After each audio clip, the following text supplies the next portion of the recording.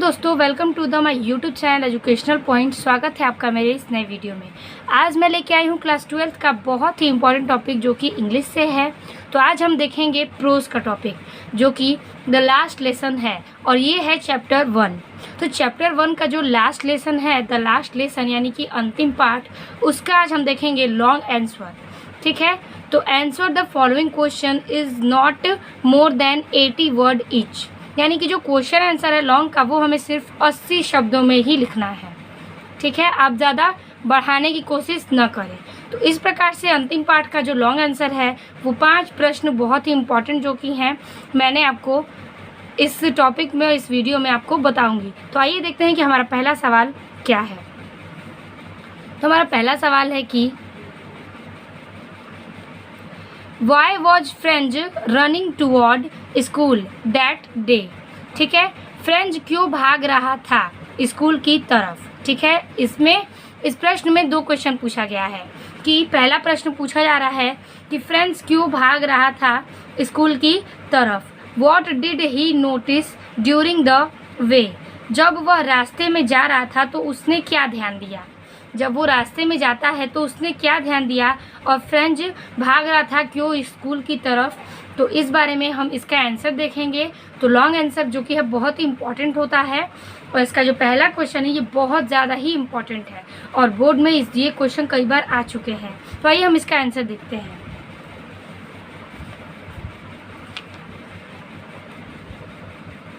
तो इसका आंसर है कि दैट डे। ठीक है, उस दिन Franz was running toward the school because he was very late. French school की तरफ भागा जा रहा था। ठीक है, French was running toward the school, French school की तरफ भागा जा रहा था। बिकॉज क्योंकि, ही वॉज वेरी लेट क्योंकि उसे बहुत देर हो गई थी। ठीक है, जो होता है उस दिन फ्रेंच जो कि होता था कि स्कूल की तरफ भागा जा रहा था क्योंकि उसे उस दिन स्कूल के लिए बहुत लेट हो चुका था। And was it great dread of a scolding. ठीक है, and was it great dead of a scolding. वह डांटने फटकारने के भय में भी था। ठीक है, और वह डांटने फटकारने के भय में था किसके, एम हेमल के। एक्चुअली वास्तव में हिज टीचर एम हेमल जो थे वो उनके अध्यापक थे।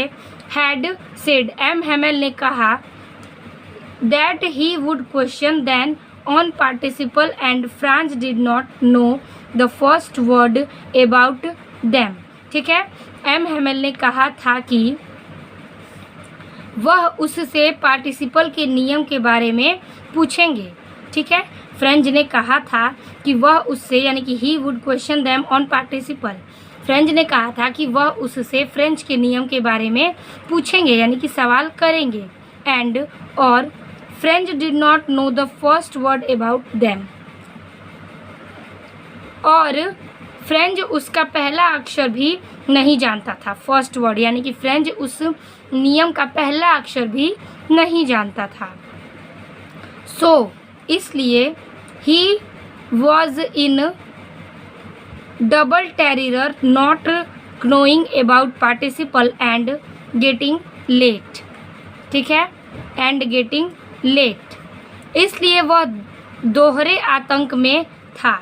सो he was in double terror not knowing, यानी कि इसलिए वह दोहरे आतंक में था। About participle and getting late, और उसे देर भी हो रहा था, यानी कि वह तो अपना जो पार्टिसिपल का नियम था वो तैयार नहीं किया हुआ था और उसी की वजह से वो बहुत ही डर में और भय में था। तो कौन था, तो एम हेमल के डर से फ्रेंच बहुत ही डर से था और उसने आंसर बताते समय भी अपना जो पहला अक्षर बोलता है वही पार्टिसिपल के नियम के बारे में गलत बोल देता है। तो इसी प्रकार से इसका आंसर है। तो आइए इसके आगे जो है और हम लिखना चाहेंगे कि पैराग्राफ चेंज करके, during the way he noticed that the day. रास्ते के दौरान उसने ध्यान दिया कि एक दिन, रास्ते के दौरान उसने एक दिन ध्यान दिया था। Very was very warm and bright. उसने ध्यान दिया था कि यहाँ अत्यधिक वार्म और चमकीला है। मतलब उसने रास्ते के दौरान ये ध्यान दिया कि यहाँ पर बहुत ही वार्म यानी कि बहुत ही चमकीला नज़ारा है। The bird was chirping at the edge of the wood. चिड़चियाँ चहचहा रही थीं और जंगल के किनारे। And the Prussians soldiers were drilling behind the sawmills in the open field. ठीक है, उस दिन रास्ते के दौरान उसने ध्यान दिया कि बहुत ही यहाँ पर अत्यधिक वार्म और चमकीला नज़ारा है और चिड़ियाँ वहाँ पे क्या कर रही थी, चहचहा रही थी और जंगल के किनारे से प्रूशियों के सैनिक जो कि अभ्यास कर रहे थे, प्रूसियंस के जो सैनिक थे वो जंगल के किनारे अभ्यास कर रहे थे और उन्होंने आरा मशीन के पीछे खुले हुए मैदान को भी देखा।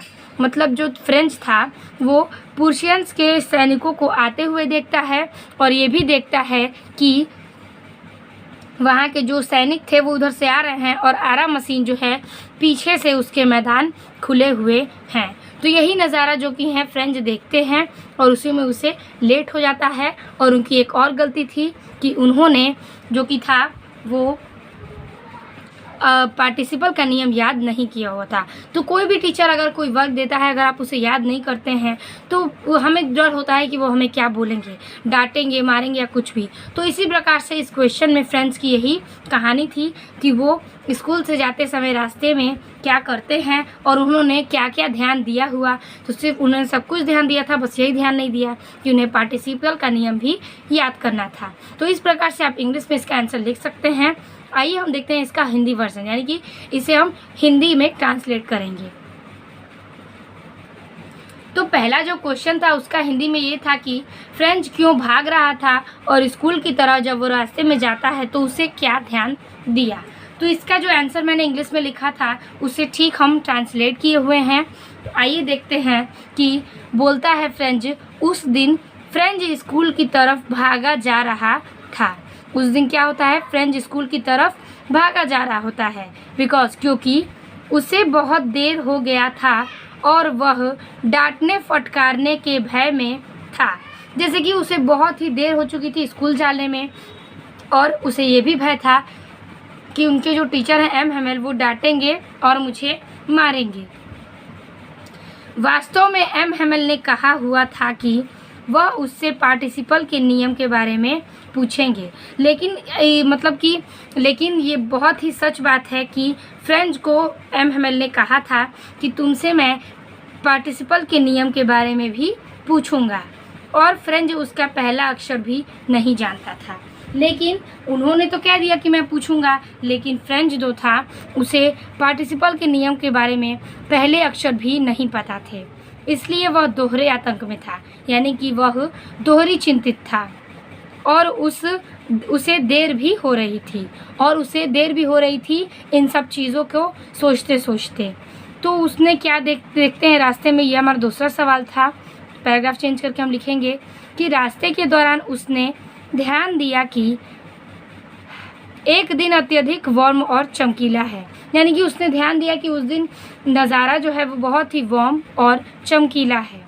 चिड़चियाँ चहचहा रही थीं, चिड़ियाँ जो हैं वो चहचहाने लगी। जंगल के किनारे से और पुरुषों के सैनिक जो थे वहाँ मिलते हैं। जंगल के किनारे से पुरुषियंस के सैनिक जो थे वहाँ से आ रहे थे, वह अभ्यास कर रहे थे। उसने देखा कि वह अभ्यास भी कर रहे थे और आरा मशीन के पीछे खुले हुए मैदान में उसने ये सब नज़ारे देखे हुए थे, यानी कि आरे मशीन के पीछे का खुला हुआ मैदान भी देखा, पुरुषों के सैनिकों को भी देखा, सुंदर चमकीला नज़ारा भी देखा और चिड़ियाँ जो चहचहा रही थी उसने वो भी देखा। तो इस प्रकार से उसने सब कुछ देखा था और इसी के क्वेश्चन में पूछा था कि उसने क्या क्या ध्यान दिया। तो इन सारी चीज़ों को फ्रेंड जो हैं कि ध्यान दिए थे। तो इस प्रकार से हमारा पहला क्वेश्चन समाप्त होता है। तो लॉन्ग क्वेश्चन है तो आप 80 वर्ड से कम नहीं लिखिएगा, भले उससे आप थोड़ा बहुत ज़्यादा लिख दीजिएगा।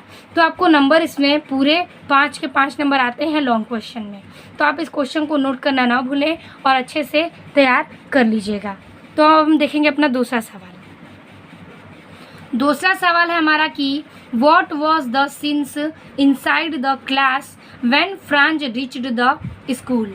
ठीक है, जब फ्रेंच जो है स्कूल पहुँचे तो कक्षा के अंदर क्या दृश्य था।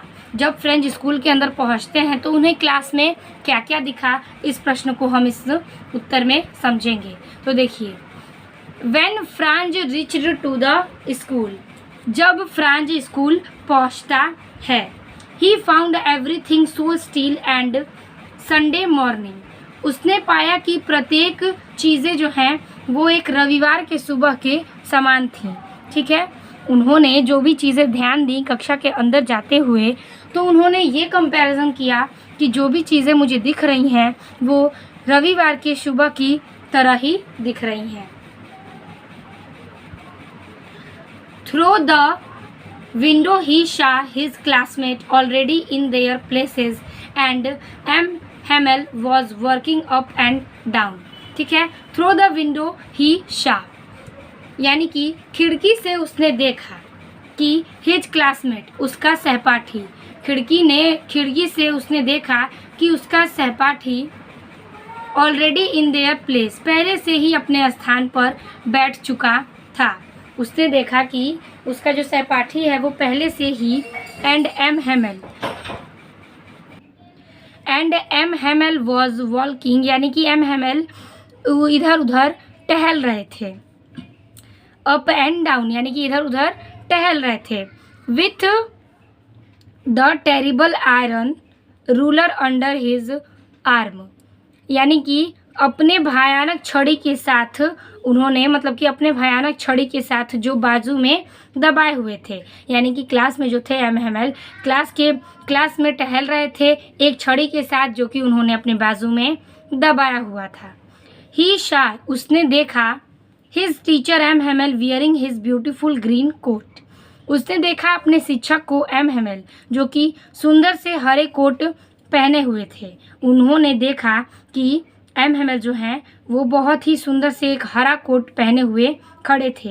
And he also Shaw the village people, और वह यह भी देखता है कि गांव के लोगों लोगों को sitting quietly on the back, उसने ये भी देखा कि गांव के लोगों को पीछे के ब्रेंचों पर एकदम शांति से बैठे थे। बैक ब्रेंच यानी कि उसने देखा कि जो भी सारे लोग हैं वो बहुत ही शांति से पीछे वाले बेंच पर बैठे हुए थे। इंक्लूडिंग ओल्ड हाउसर, और उसने पुराने हाउसर में भी वो थे। द फॉर्मर मेयर हाउस, मतलब कि उसने जो देखा था कि उन्होंने पुराने ब्रेंचों के मतलब पीछे बैठे हुए थे और उसमें पुराना हाउसर भी था। द फॉर्मर मेयर यानी कि और सबूतपूर्व मेयर भी था। The former postmaster and several others, और सबूतपूर्व पोस्ट मास्टर भी बैठे हुए थे और बहुत सारे अन्य लोग भी वहाँ बैठे हुए थे। यानी कि उस क्लास में उसने जब अंदर के नज़ारे देखे तो वहाँ उसके सहपाठी पहले स्थान ले चुके थे और जो एम हेमल थे उस क्लास में इधर उधर टहल रहे थे और उसने देखा कि एम हेमल जो है वो बहुत ही सुंदर से हरे कोट में पहने हुए खड़े हैं और हाथों में अपने छड़ी दबाए हुए इधर उधर टहल रहे हैं। और वह यह भी देखता है कि गांव के कुछ लोग जो हैं वो ब्रेंच के पीछे एकदम शांति से बैठे हुए हैं और उसने पुराना हाउसर भी था जो स्पूतपुर मेयर भी था, स्पूतपुर पोस्ट मास्टर में भी बैठे हुए थे और बहुत सारे अन्य लोग, और उस हाउसर में पुराना भी था और स्पूतपुर मेयर भी था और बहुत सारे अन्य लोग वहाँ बैठे हुए थे। इसलिए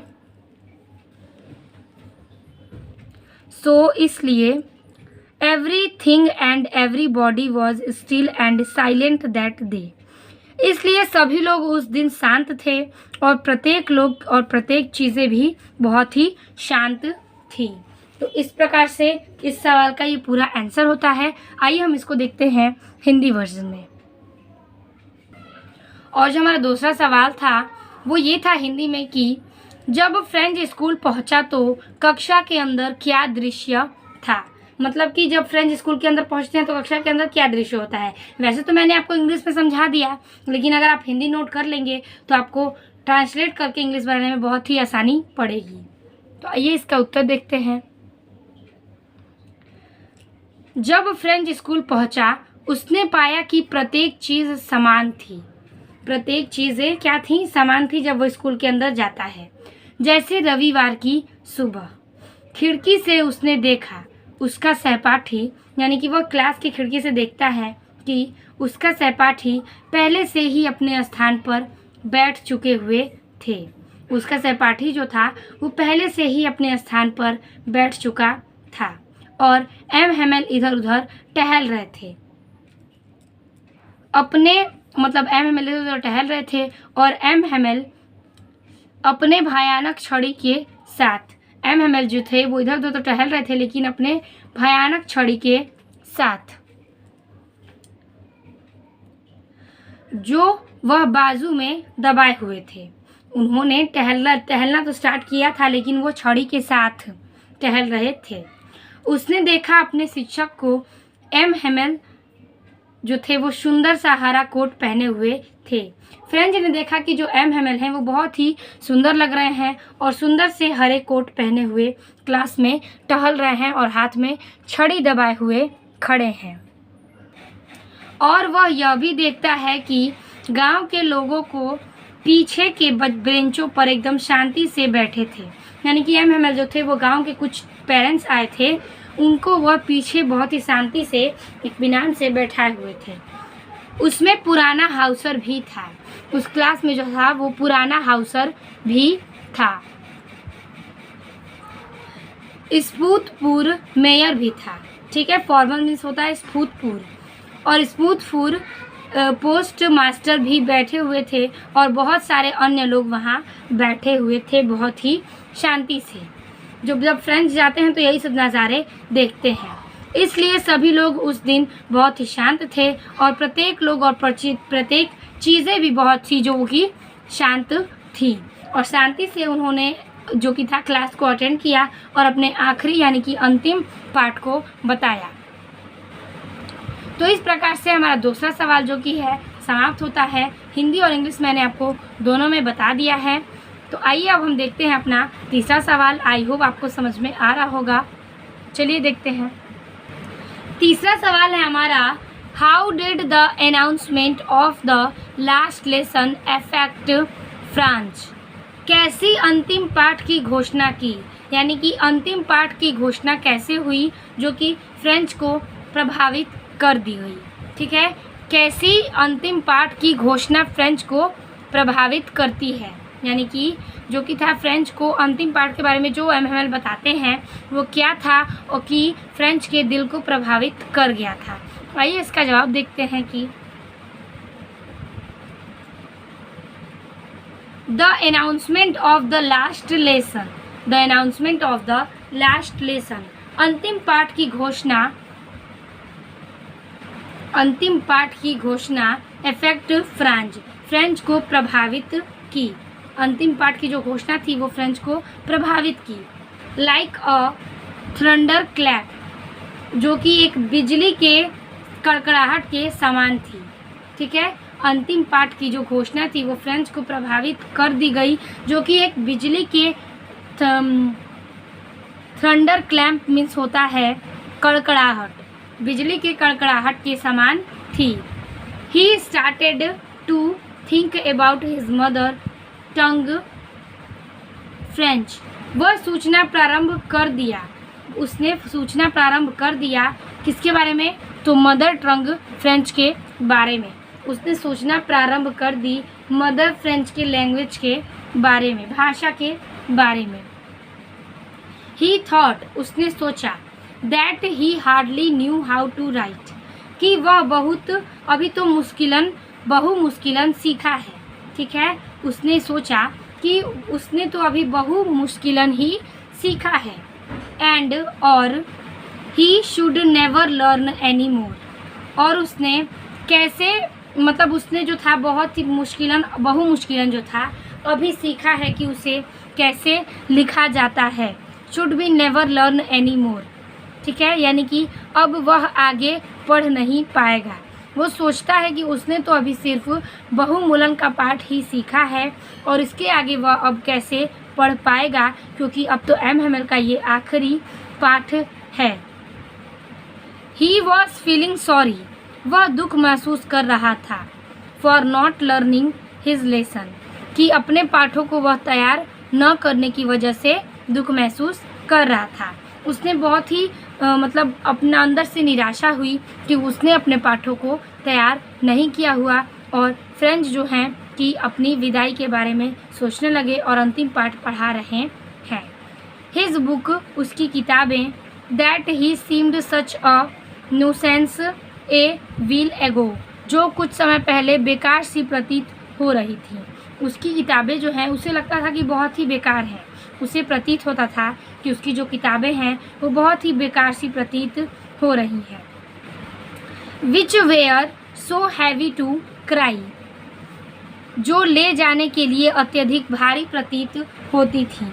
उसने जो था उसे बहुत ही किताबें भारी लगती थी स्कूल में पढ़ने को ले जाने के लिए, लेकिन जैसे कि अब पता चलता है किसी चीज़ को हम खो देते हैं तो कि उसके अहमियत क्या होती है। तो इसी प्रकार से फ्रेंच को लगता है कि उसकी जो किताबें थी वो बहुत ही फालतू थी और उससे बहुत ही ले जाने में भार पड़ता था। हिज ग्रामर, यानी कि उसकी ग्रामर की किताबें, and his history of the saint were felt, और साधु के इतिहास की किताबें, जो मतलब इतिहास साधु लोग पढ़ते हैं वो वाली किताबें। अब उसके द्वारा पुराने मित्र जो थे, ओल्ड फ्रेंड बाय हिम, और उसके द्वारा बने हुए पुराने मित्र को उसने महसूस किए जा रहा था, मतलब कि अपने पुराने मित्रों को याद करे जा रहा था। The idea that his master, यह विचार उसके मास्टर के बारे में आ रहे थे। वॉज गोइंग अवे, यानी कि वह विचार जो थे उसके मास्टर के जाने के बाद ही आ रहे थे। That he should never she, कि वह उन्हें दोबारा फिर देख नहीं पाएगा। शी हिज हिम अगेन, कि वह उन्हें उन टीचर को दोबारा देख नहीं पाएगा, जिसने यानी कि एम को वह दोबारा देख नहीं पाएगा, उसको यह दुख था। Made him forget all about his ruler and how cranky he was, ठीक है, कि यह चीज़ बोलने के लिए मजबूर कर दी गई कि उनके छड़ी के बारे में वह कितने सनकी थे। वो जो थे मतलब कि उनके विदाई के बारे में फ्रेंच को ये भी महसूस नहीं हुआ कि अगर वो चले जाएंगे तो उसे मारने वाला भी कोई नहीं है। तो उसने जो था मजबूर कर दी, उसको ये चीज़ें बोलने को मजबूर कर दी थी कि उनके छड़ी के बारे में वह कितने सनकी थे, यानी कि एम अपने छड़ी के बारे में कितने सनकी थे।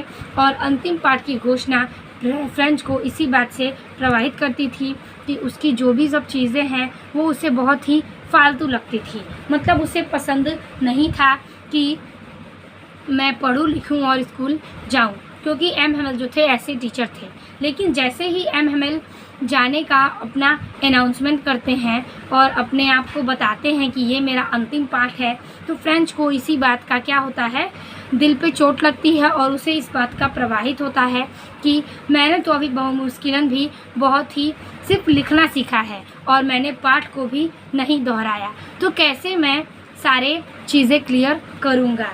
इसी बात का उसको टेंशन था। तो इस तीसरे सवाल का जो था बहुत ही सैडली मोमेंट है फ्रेंच के लिए। तो इस प्रकार से तीसरा सवाल हमारा समाप्त होता है। चलिए इसको हम हिंदी वर्जन में देखते हैं। तो तीसरा सवाल कह रहा है कि कैसे अंतिम पाठ की घोषणा फ्रेंच को प्रभावित की, यानी कि अंतिम पाठ को घोषणा जो है वो फ्रेंच को कैसे प्रभावित की। देखते हैं इसको। अंतिम पाठ की घोषणा फ्रेंच को प्रभावित की कि एक बिजली की कड़कड़ाहट के समान।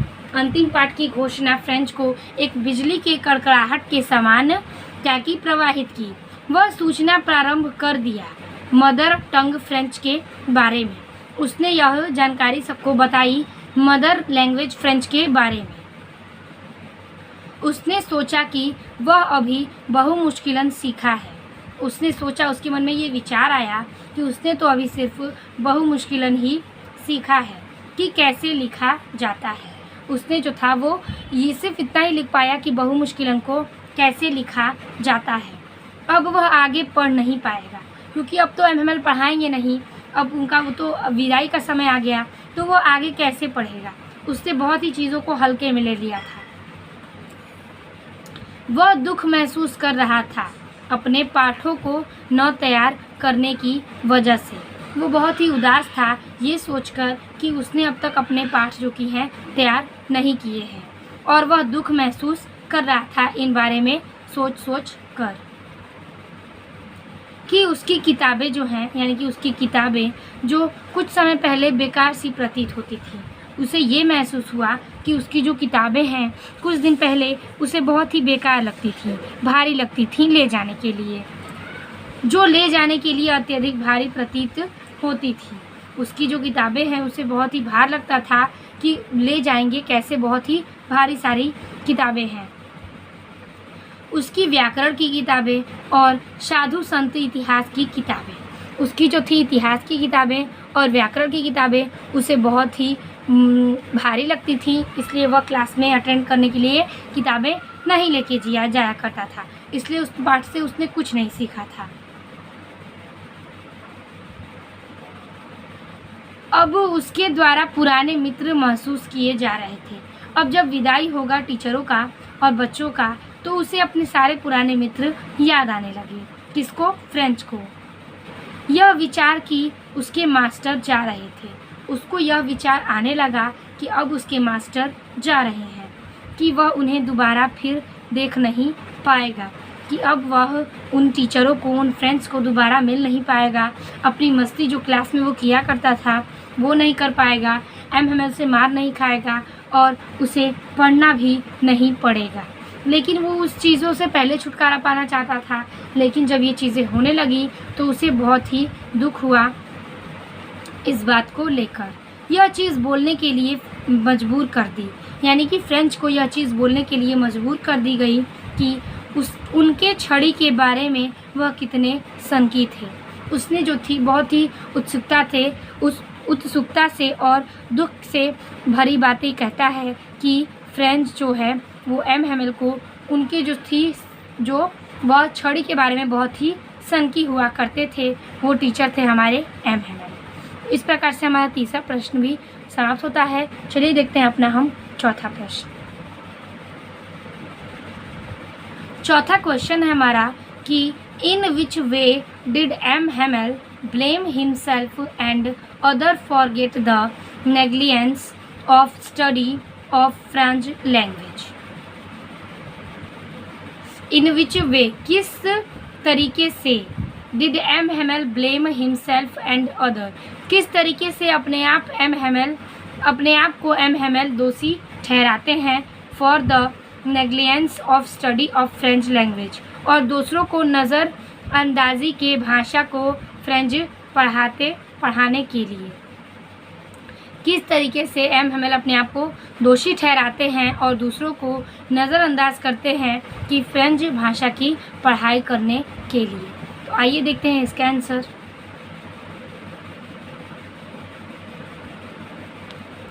MML blamed himself and other for the नेग्लेंस।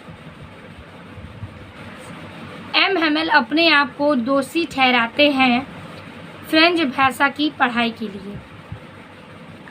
Of the study of French language, MML अपने आप को दोषी ठहराते हैं, नज़रअंदाज करते हैं इस बात को लेकर कि फ्रेंच भाषा की पढ़ाई के लिए सबको दोषी ठहराते हैं। बिकॉज, क्योंकि M Hamel himself send them his student to water, क्योंकि एमएमएल स्वयं उन्हें भेजता था, क्योंकि एमएमएल ये सारी चीज़ें स्वयं ही भेजते थे हिज स्टूडेंट अपने छात्रों को, to water in his flower instead of learning lesson, अपने फूलों में पानी डालने के लिए मतलब अपने फूलों में पानी डालने के बहाने एम हेमेल बच्चों को भेजते थे और अपने पाठों को क्या करते थे, बदले में तैयार करते थे। एम हेमेल जो थे बहुत ही चालाक थे और उन्होंने बच्चों को इस चीज़ में, बहकावे में डाला हुआ था कि तुम मेरा पानी, मतलब मैं तुम्हारे पाठों को तैयार कर दूंगा और तुम जाके फूलों को पानी दे दो और उसके बदले मैं तुम्हारे पाठ को तैयार कर दूंगा। He also gave them holiday whenever he wanted to go fishing. वह उन्हें छुट्टियां भी दे देता था जब वह मछली पकड़ने जाते थे। वह जब फ्रेंच जो लोग हैं, यानी कि उसके जो स्टूडेंट हैं, उन्होंने छुट्टी मांगी कि मुझे अब जाना है मछलियाँ पकड़ने, तो वो तुरंत ही छुट्टी दे देते थे। कौन? M Hamel. तो M Hamel also blamed their parents. M Hamel जो थे वो उनके माता पिता को दोषी ठहराने के लिए ठहराते थे। Were not anxious of educate them. वह शिक्षा देने के लिए उत्सुक नहीं थे। एम हेमेल जो थे वह शिक्षा देने के लिए उत्सुक नहीं थे। दे वॉन्टेड, वे चाहते थे, them to work on a form of mills, कि उनके बच्चे काम करें, किसमें? खेतों में। टू लर्न लिटिल मनी, खेतों में, कारखानों में कुछ काम करके पैसे कमाने के लिए। वह चाहते थे कि जो उनके बच्चे हैं वो काम करें, तो खेतों में या फिर कारखानों में, जिससे कुछ भी पैसे मिल सके, कुछ ही पैसों के लिए वह ये सब काम करें। French himself did not want to school but enjoy the day. फ्रेंच स्वयं भी स्कूल नहीं जाना चाहता था, लेकिन वह दिन का आनंद उठाना चाहता था। फ्रेंच जो है वो स्कूल नहीं जाना चाहता था, वह क्या करना चाहता था? उस दिन का आनंद उठाना चाहता था। तो इसमें एम हेमेल की यही कहानी है और वह बहाने से पढ़ाना नहीं चाहते थे, फ्रेंच भाषा सिखाना बच्चों को नहीं चाहते थे। वो पेरेंट्स को भी दोषी ठहराए, लेकिन बाद में उन्होंने अपना ब्लेम अपने सर पर ही ले लिया। इस प्रकार से इसका ये इम्पॉर्टेंट है। ये शॉर्ट क्वेश्चन में भी इसके क्वेश्चन पूछे गए हैं बोर्ड एग्जाम में, तो आप इसे नोट कर लीजिएगा। आप चाहें तो इसे आधा करके शॉर्ट में भी लिख सकते हैं। चलिए अभी हम इसका देखते हैं हिंदी वर्जन। तो चौथे का हिंदी में हम बता देते हैं कि क्वेश्चन पूछता है, किस तरीके से अपने आप को एम हेमेल दोषी ठहराते हैं? किस तरीके से अपने आप को एम हेमेल दोषी ठहराते हैं और दूसरों को नज़रअंदाजी के भाषा फ्रेंच के लिए पढ़ाने के लिए। ठीक है, दूसरों को नज़रअंदाज करके उन्होंने कैसे फ्रेंच भाषा को नहीं पढ़ाया बच्चों को। इस प्रकार से इसका ये क्वेश्चन था। आंसर देखते हैं कि एम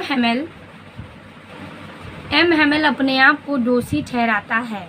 एम हेमेल जो है वो अपने आप को दोषी ठहराता है। फ्रेंच भाषा की पढ़ाई में अन्य को भी वह दोषी ठहराते हैं।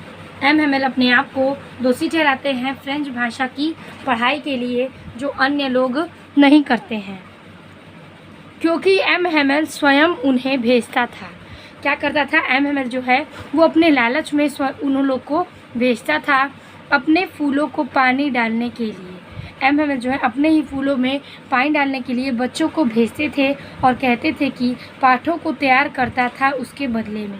यानी कि एम हेमेल जो है वो उनके पाठों को तैयार करते थे किसके बदले में? कि तुम जाओ मेरे फूलों में पानी डाल दो और उसके बदले मैं तुम्हारा ये पाठ तैयार कर दूंगा। तो अगर वो उसके बदले में काम कराएंगे तो उसका तो यही ना अर्थ हुआ कि बच्चे क्या हैं, अंधेरे में हैं और उन्हें ये पता नहीं चल पा रहा है कि फ्रेंच उनसे क्या कर रहे हैं, उनकी पढ़ाई नहीं करा रहे हैं। तो वह उन्हें छुट्टियां भी दे देता था। फ्रेंच जो है वो उन्हें छुट्टियां भी दे देते थे जब वह मछली पकड़ने जाते थे। जब वह मछली पकड़ने जाते थे तो फ्रेंच उसी बहाने छुट्टियां दे देते थे और छुट्टी के साथ साथ वह अपने काम भी करा लेते थे। एम हेमेल उनके माता पिता को दोषी ठहराता है बच्चों को शिक्षा देने के लिए।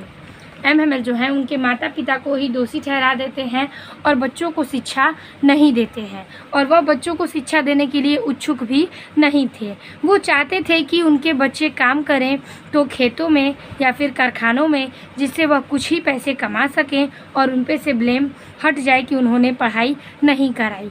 इसी प्रकार से एमएमएल अपनी चालाकी को दर्शाते हैं। फ्रेंच स्वयं भी स्कूल नहीं जाना चाहता था। फ्रेंच जो है वो स्वयं भी स्कूल नहीं जाना चाहता था, लेकिन वह दिन का आनंद लेने के लिए स्कूल जाया करता था। तो इस प्रकार से टीचर की गलती है कि उन्होंने बच्चों को नहीं पढ़ाया, उसके बदले उन्होंने अपना काम कराया। तो इस क्वेश्चन से हमें यही सीख मिलती है कि हमें अंधेरे में नहीं रहना है, हमें जो चीज़ गलत है उस पर गलत का स्टैंड लेना पड़ेगा। तो इस प्रकार से जो फ्रेंच था उसकी ये कहानी थी, और जो एमएमएल थे वो अपने बातों को स्वीकार नहीं करते थे। इस प्रकार से हमारा चौथा सवाल समाप्त होता है। अब हम देखेंगे अपना इस वीडियो का आखिरी सवाल, यानी कि 5वां question.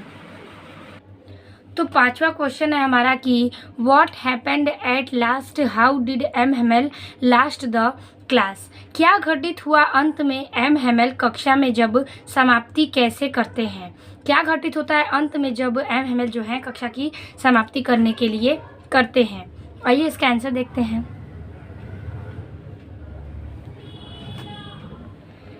Eight last the church clock struck 12 and then the Angelus. ठीक है, अंत में यानी कि एट लास्ट अंत में द चर्च क्लॉक स्ट्रक्स 12, अंत में जो था कि चर्च के घड़ी में 12 बजते हैं। एंड देन द एंगल्स, और उसके बाद दोपहर की प्रार्थना की घंटी बजती है। अंत में क्या होता है कि जैसे कि अंत में चर्च में 12 बजते हैं और दोपहर के प्रार्थना की घंटी बजती है। द ट्रम्पेट्स ऑफ द प्रूशियंस, तब सैनिकों जो थे वो प्रूशियंस के सैनिक वहाँ आते हैं। जो कि है तुरही की आवाज़ सैनिकों ने सुनी। वहाँ तुरही की आवाज़ प्रूशियंस के सैनिकों ने सुनी।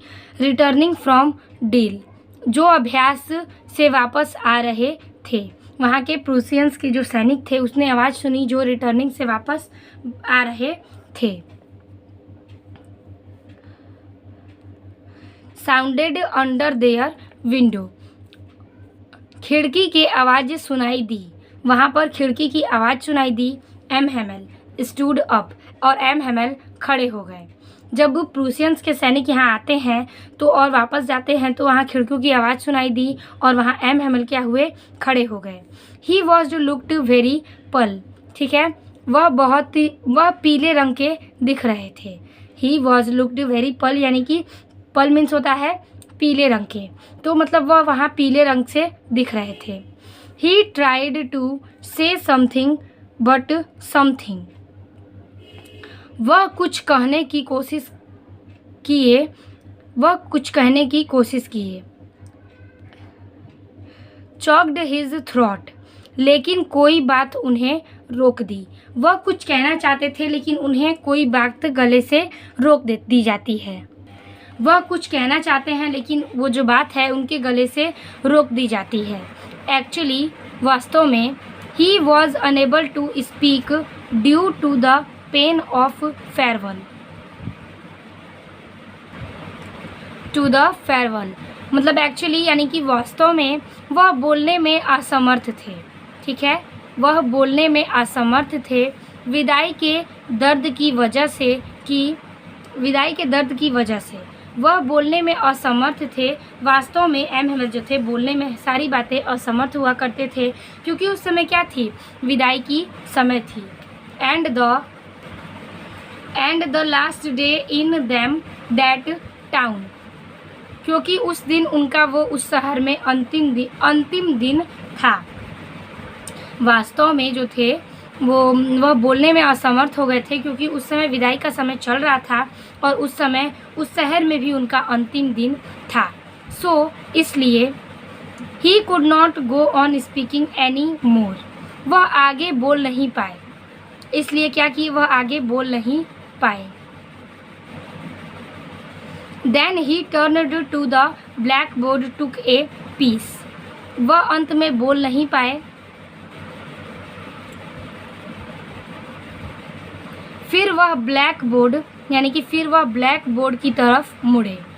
टुक अ पीस ऑफ चॉक, मतलब वह बोर्ड की तरफ मुड़े और चौक का एक टुकड़ा लिए। And wrote his large as he could, वह चौक का एक टुकड़ा लिए और उतना बड़ा लिखा जितना वह बड़ा लिख सकते थे। उन्होंने क्या किया, बोर्ड की तरफ मुड़ा और चौक का एक टुकड़ा लिया और उन्होंने इतनी बड़ी लिखी जैसे कि जितना बड़ा वह लिख सकते थे। उन्होंने क्या लिखा, तो उन्होंने लिखा था वीवी ला फ्रेंच, यानी कि फ्रेंच जिंदाबाद रहे। फ्रेंच जिंदाबाद, फ्रेंच जिंदाबाद, यानी कि वीवी ला फ्रेंच उन्होंने बड़े शब्दों में लिख दिया। जैसे कि हम बोलते हैं ना भारत जिंदाबाद, तो वैसे ही वीवा ला इंडिया, तो वैसे ही viva la French. That he stopped, फिर वह रुक गए। And leaned his head against the wall, और दीवार के सहारे अपने सिर को झुका लिया। एंड विदाउट ए वर्ड, और बिना एक शब्द कहे ही मेड ही गेस्टर, और बिना एक शब्द किए कहे ही उन्होंने इशारा किया। To them with him hand, उन्होंने बिना कुछ कहे ही बच्चों की तरफ अपने हाथों से इशारा किया, यानी कि उस क्लास में जितने भी व्यक्ति बैठे थे उन्हें को सामने उन्होंने इशारा किया। क्या इशारा किया, तो स्कूल डिसमिस यू मे गो, अब स्कूल की छुट्टी हो गई, आप लोग जा सकते हैं। उन्होंने बहुत ही दुखद स्थिति से उन्होंने ये क्या किया, प्रतीत किया, और वह दीवार की तरफ अपने सहारा लेकर सर झुकाकर खड़े हो गए और बिना कुछ कहे इशारा करते हुए सारे लोगों को कहते हैं कि अब स्कूल की छुट्टी हो गई, आप लोग जा सकते हैं। इस प्रकार से पांचवा सवाल जो था बहुत ही इम्पोर्टेंट था, बहुत ही इंटरेस्टिंग सवाल था। तो ये 5 नंबर के क्वेश्चन है, तो आप इसे छोड़ के नहीं आइएगा, आप इसी तरह से लिखेंगे फ्रेंच की कहानी को। तो आइए हम देखते हैं इसको हिंदी में। तो 5वें सवाल का हिंदी में वर्जन में हम बताते हैं कि क्या घटित हुआ अंत में एम हेमल कक्षा की समाप्ति कैसे करते हैं। चलिए देखते हैं इसका हिंदी। अंत में चर्च की घड़ी में 12 बजते हैं। क्या होता है, अंत में चर्च की घड़ी में 12 बजते हैं। उसके बाद दोपहर की प्रार्थना की घंटी बजी। उसके ठीक बाद दोपहर की प्रार्थना की घंटी बजती है। तुरही की आवाज़ सैनिकों को, मतलब तुरही की आवाज़ जो है सैनिकों को सुनाई पड़ती है। जो सैनिक प्रूसियंस के सैनिक अभ्यास के वापस आ रहे थे, यानी कि अभ्यास करते हुए जब वो वापस आ रहे थे तो तुरही की आवाज़ उन्हें सुनाई पड़ती है। खिड़की से आवाज़ सुनाई दी, यानी कि उन्हें जो आवाज़ थी वो खिड़की से सुनाई दी।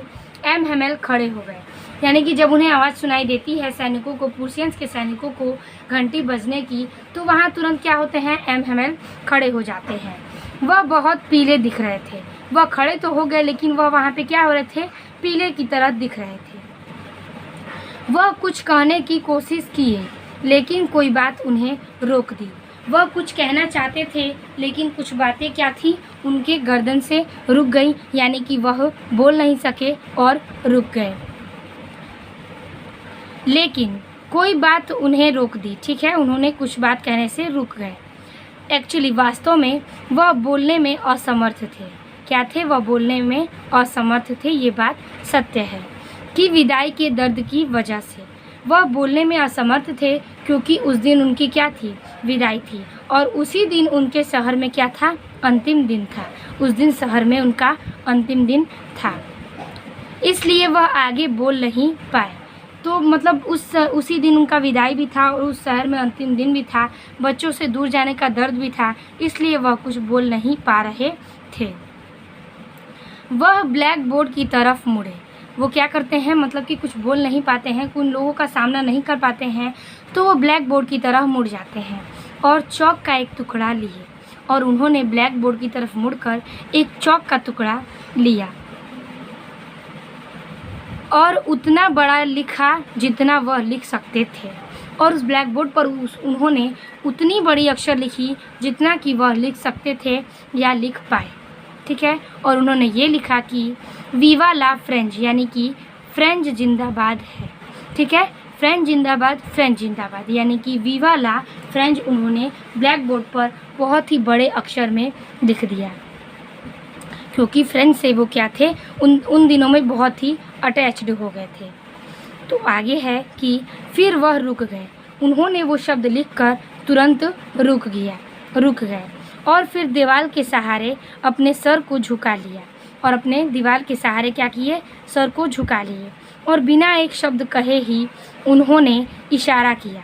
क्या किया कि उन्होंने बिना कुछ भी कहे उन्होंने इशारा किया, क्योंकि उनका अंतिम पाठ और विदाई भी था। तो उन्होंने ये इशारा किया कि बच्चे उन्होंने इशारा किया बच्चों को, यानी कि वहाँ पे जितने भी लोग बैठे थे उन सारे लोग को उन्होंने इशारा किया कि ये स्कूल की छुट्टी हो गई। उन्होंने ये इशारा किया कि स्कूल की छुट्टी हो गई और आप लोग जा सकते हैं। तो फ्रेंड्स जो थे बहुत ही उदास भी थे और एम भी अपने बच्चों के लिए बहुत ही उदास थे और उनको उनकी गलती का एहसास भी हो चुका था। तो इस प्रकार से हमारा 5वां प्रश्न समाप्त होता है। आई होप आपको सारे प्रश्न समझ में आ गए होंगे। बहुत ही आसान सा सवाल था जो कि आपको इसी प्रकार से लिखना था। तो चलिए मिलते हैं आपसे अगले और बेहतरीन वीडियो में। अगर आपको समझ में आ गया होगा तो लाइक, कमेंट और अपने वीडियो को शेयर ज़रूर करें। मिलते हैं आपसे अगले वीडियो में, तब तक के लिए धन्यवाद।